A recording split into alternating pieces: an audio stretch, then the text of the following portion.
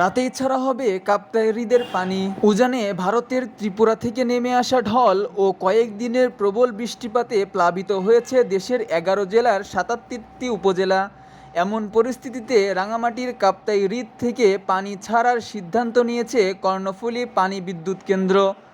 আজ শনিবার বাংলাদেশ বিদ্যুৎ উন্নয়ন বোর্ডের এক জরুরি বার্তায় এ তথ্য জানানো হয়েছে। এতে বলা হয়, কাপ্তাই লেকের পানির উচ্চতা আজ বিকেল ৩টায় ১০৭.৬৬ ফুট এমএসএল, যা বিপদসীমার কাছাকাছি হওয়ায় লেকের উজান ও ভাটি এলাকা বন্যা নিয়ন্ত্রণে আজ 10টায় স্লিপওয়ের 16টি গেট 6 ইঞ্চি পরিমাণ উঠিয়ে পানি নিষ্কাশন শুরু করা হবে। এতে ৯,০০০ সিএসএফ পানি নিষ্কাশিত হবে। তারা আরও জানান, বর্তমানে লেকের ইনফ্লো ও বৃষ্টিপাত নিবিড়ভাবে পর্যবেক্ষণ করা হচ্ছে।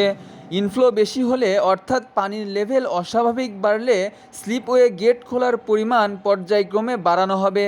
বর্তমানে 5টি ইউনিটের মাধ্যমে বিদ্যুৎ উৎপাদন করা হচ্ছে, যার ফলে ৩২,০০০ সিএসএফ পানি নিষ্কাশিত হচ্ছে।